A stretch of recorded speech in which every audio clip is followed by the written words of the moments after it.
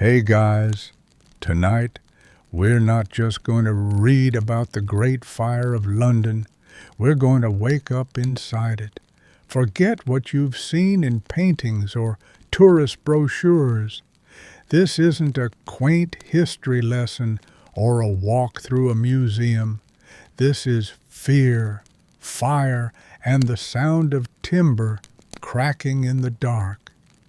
And spoiler alert, if you're used to grocery deliveries, tap water, or air conditioning, you're about to step into a world where even breathing might be dangerous. But don't worry, you're safe. You're in bed. Close your eyes, dim your lights, maybe turn on a little white noise, and let your body relax. Before we begin, if you enjoy these immersive journeys into the past, consider liking this video and subscribing to the channel, but only if it truly helps you unwind, drift off, and maybe learn something new. And let me know in the comments, where are you listening from and what time is it right now for you? I love seeing how this sleepy little community stretches across the globe. Now, take a deep breath. The air smells like smoke and ash because you've just woken up in London. It's Sunday, September 2nd, 1666. The good news? You're alive. The bad news? You live in a wooden house, packed tightly between hundreds of others, in a city built like a bonfire. You stir on your straw mattress, your only bedding, rough and itchy. The floor beneath you is wooden, uneven, and already warm. That's strange. The walls of your house are timber and wattle, coated in tar and pitch. They creak softly. You sit up. Something feels wrong. There's shouting outside, and heat, real heat. You throw on your linen shirt and push open the warped wooden door. The street outside, narrow, twisting, more of an alley, is filled with light. But not from the sun. The bakery at the end of the lane is burning. Flames lick the roof, leaping skyward. Sparks ride the air like fireflies. Your neighbor is screaming. Somewhere a baby wails. People are pouring buckets of water from a nearby well, but it's already too late. London is burning, and you're right in the middle of it. You rush into the street barefoot. The cobblestones are still cool, but the heat from the flames is already radiating toward you. Your neighbors shout in panic, grabbing children, throwing bundles of clothes out of windows, herding animals. There's no fire brigade, no emergency number, no water hoses. If your house catches fire, it's gone, and worse, so is the next one, and the next. The city is built of dry wood, packed tightly together. Upper stories hang over the street. Roofs almost touch. A single spark can leap across a block. You try to help. Buckets of water, tiny, useless splashes, are passed down a line of frantic hands. But the fire moves faster than your fear, and it's hungry. You cough. The smoke is thick, oily, choking. It stings your eyes, clings to your clothes, fills your lungs. Around you, people are screaming for help. Some try to pull carts, loaded with whatever they can carry. Others just run with nothing. You glance back. Your own house is smoldering now? The straw mattress, the small chest, the only cloak you owned, already curling into ash. And then something louder, a crash. The bakery collapses in a roar of sparks and glowing debris. You flinch, shielding your face. Your skin feels hot, your heart hammers. It's only been minutes, and already your entire life has changed. You run. There's no plan, no destination, just a way. The fire is behind you, but it's faster than you imagined. Roofs collapse. Ash rains from above. The sky turns orange, not from the sun, but from flame and smoke. You dart between alleys, coughing hard, blinking through the haze. Around you, Londoners flee in every direction. Women carry crying children. Men drag carts loaded with furniture, hay, anything they could grab. Dogs bark and whimper. Livestock stampedes through the lanes. Your lungs burn. You pass St. Paul's Cathedral, still intact for now, its massive wooden scaffolding wrapped around the dome, an ominous ladder for fire to climb. Monks hurry inside, trying to save books, relics, anything sacred. The smell of burning vellum fills the air, leather, ink, centuries of knowledge, curling to smoke. You trip. Your foot catches on a loose stone and you fall hard, scraping your palms. A stranger helps you up. No words, just wide eyes and ash-covered skin. Then they're gone again, swallowed by the crowd. Everything is chaos. There's no place to go. The river is full of boats already, overloaded, barely floating. The bridges are choked with people, and now the wind shifts. Flames jump across the rooftops, following you like a living thing. The wind feeds them, spreads them, pushes the fire forward into new streets. You remember what your father once said, London is a city of matchsticks. Now you know he was right. You reach the Thames. The wide river shimmers with the reflection of flame. Its waters, usually dark and calm, now churn with frantic movement. Boats, barges, even rafts made from doors and barrels, all piled with people and possessions, drift desperately downstream. You push forward through the crowd. People shove, argue, weep. A woman clutches a birdcage. A boy drags a small wooden cart with a cat inside. Everyone carries something, anything, from the life they're leaving behind. You climb onto the docks, looking for a way across. But the boats are full. One man demands money to board. Another swings a pole to push people back. You step aside, breathing hard, heart racing. Looking back at the city, you see it now, a skyline on fire. Smoke pours into the sky, black and endless. The wind has changed again, carrying embers across the river. You think of how different modern life is. Sirens, helicopters, trained rescue teams.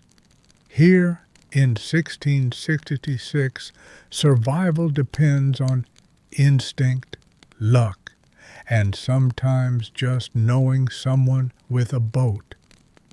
You walk along the riverbank hoping for another path. Eventually, you find a quieter spot where people are gathering, not to flee, but to pray. They kneel together, hands clasped, eyes red from smoke and tears. A priest speaks softly, his words almost lost in the crackle of fire behind him. Lord, deliver us from this burning. It's strange. Even in this chaos there is unity. Londoners, rich and poor, side by side, ash-covered and trembling, still find the strength to hope. The sun sets, though you can barely tell.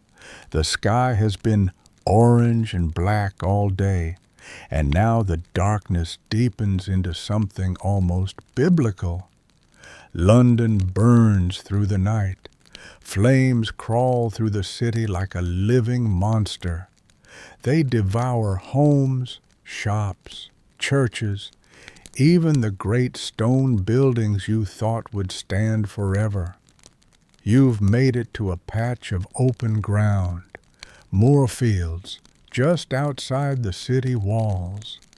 Hundreds have gathered here, families huddled beneath blankets, sitting on carts, clutching whatever they managed to save. You find a spot in the grass, still warm from the day's heat, and sit down. Your hands are blistered.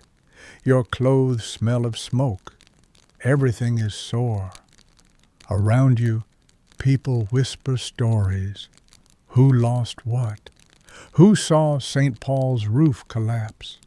Who managed to save their chickens, their gold, their wedding ring? A child nearby is crying softly, soot smudged across his cheeks. His mother pulls him close, her hands shaking as she hums a lullaby. Above you, ash falls like snow. You think again of the comforts of your own time, warm beds, clean air, a simple fire alarm. How fragile it all feels now. And yet, in this night of destruction, you feel something else too. Resilience. These people have lost everything, but they are not defeated. They share bread. They pray together. They hold each other through the fear. You lie back on the grass. Your body aches. Your heart is heavy. But you're alive, and so is London. You wake with a start. The sky above is pale and gray, the dawn light struggling to break through layers of smoke still drifting over the city. Your throat is dry. The grass beneath you is damp with dew, your clothes stiff from soot. London is quieter now. The fire still burns, but slower. It's moved eastward, pushed by changing winds. The center of the city is gone. You walk toward the edge of the devastation, boots crunching on blackened earth. Where streets once stood, now there is only rubble, twisted iron hinges, collapsed timber frames, charred stone foundations. The skeletons of shops and homes stand like broken teeth against the morning sky.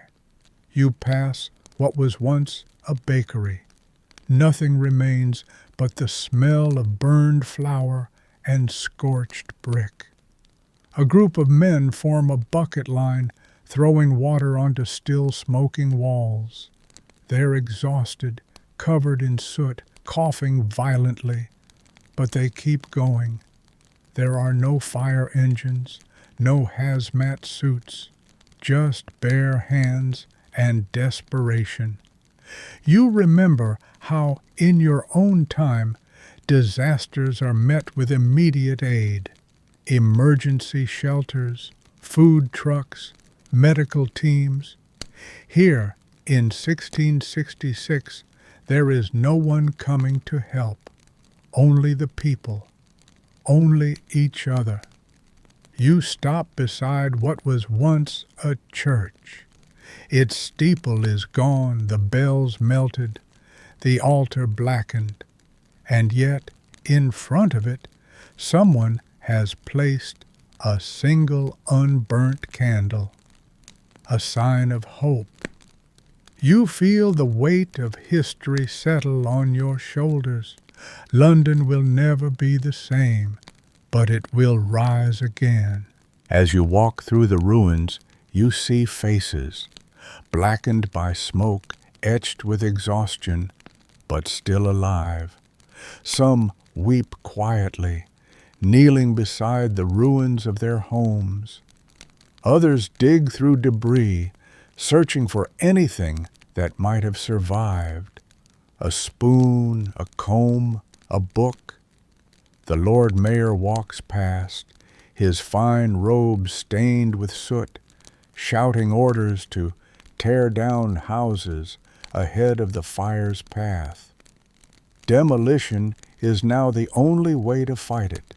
Create fire breaks by destroying what's still standing.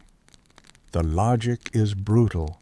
To save part of the city, more of it must fall. And people agree. They take axes to their neighbors' homes, to their own roofs, not with cruelty, but necessity. You hear the steady thud of hammers, the crack of beams splitting. Even children carry buckets, pass bricks, fetch water. This isn't just a fire, it's a test of endurance. You think of your life, of how in the modern world so much is automated, sanitized, protected. We complain when the power goes out, when Wi-Fi is slow, when it rains on our commute. Here in 1666, every hour is a fight to survive. And yet there is unity. People share food. They offer hands, shoulders, silence. You stop by a small group praying beside a burned cart. An old man hands you a piece of bread. It's hard and dry, but he smiles like it's a feast. In a world of ashes, kindness still burns bright. Later that day, you find yourself standing on a hill overlooking the city. The view takes your breath away, not for its beauty, but for its devastation.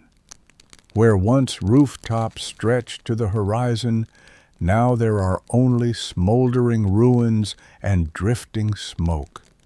From here, you can see the path of the fire clearly, a black, jagged scar slicing through the heart of London. St. Paul's Cathedral is gone. Its stone walls crumbled from the inside, its wooden scaffolding having fed the flames like kindling.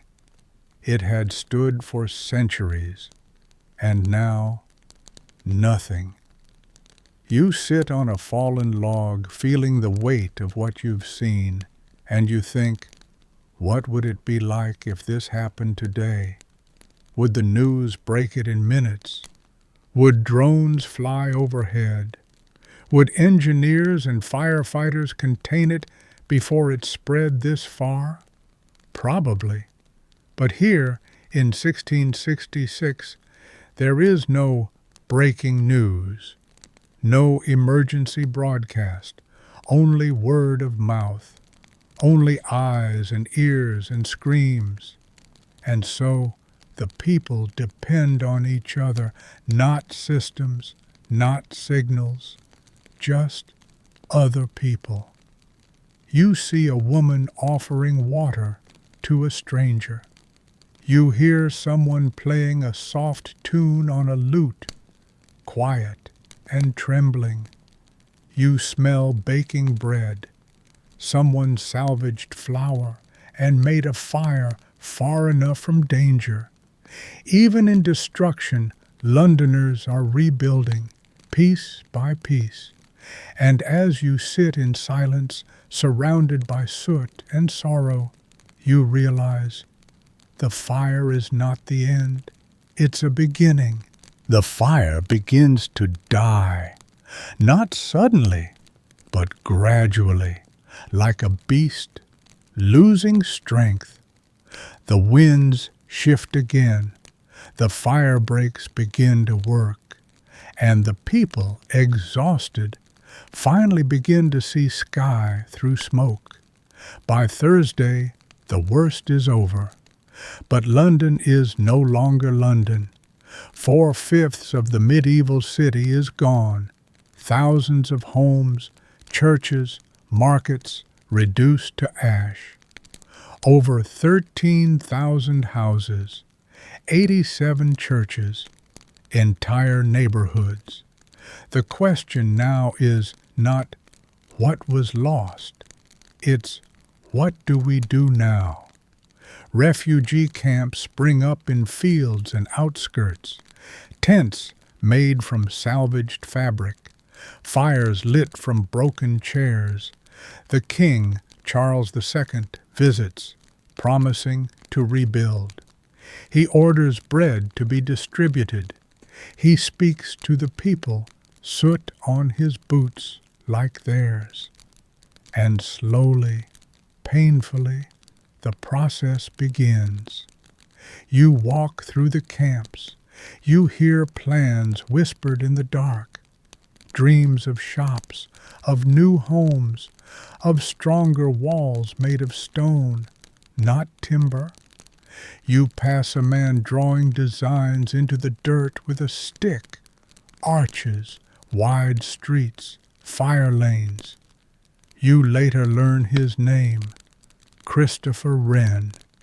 From the ashes, a new city will rise, and you're part of this memory now, not as a victim, but as a witness, a soul who walked through fire and kept walking.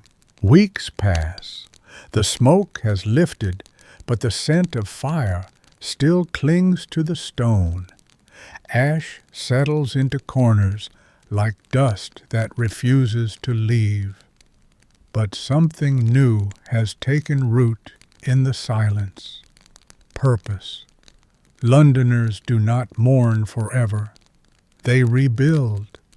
The first structures that rise are not cathedrals or palaces. They're ovens. People need bread. Then come stalls, barrels, makeshift roofs stretched between walls that didn't fall. You help where you can, hauling stone, mixing mortar, carrying timber. The work is slow, heavy, but steady, and soon you realize it's not just buildings being rebuilt, it's trust. Neighbors who once barely spoke now eat together under canvas. Children, once separated by class, now chase each other through the camps. There's talk of change, wider streets, brick houses, fire codes, city planning, a safer, cleaner, more organized London, born from flame and loss.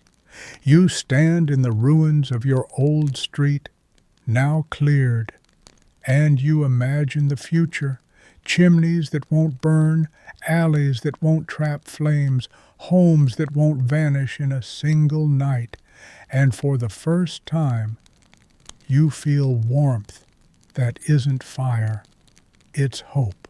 The year is still 1666, but London is already becoming something else.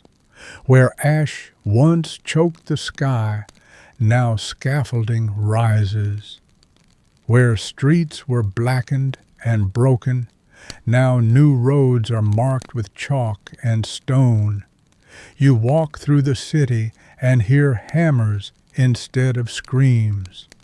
You smell baking bread instead of burning timber. You see people, tired, dirty, but alive, shaping the future with their bare hands. And you think of your own time, where fire is fought with engines, where cities have emergency plans, warning systems, water mains, and building codes, where no child goes to sleep afraid that their house will burn to the ground because a bakery caught fire 2 blocks away. You breathe deeply, feeling the soft comfort of your own bed under you now. The air is clean, the light is gentle. You're safe. But something in you has changed. You've seen how fragile comfort really is, how quickly everything can turn to smoke, but also how strong people become when they stand together. So now, close your eyes. Let the crackling of the fire fade into silence. Let your heart slow. You're not in 1606 anymore. You're home, but a piece of you remembers and honors those who rebuilt from ashes.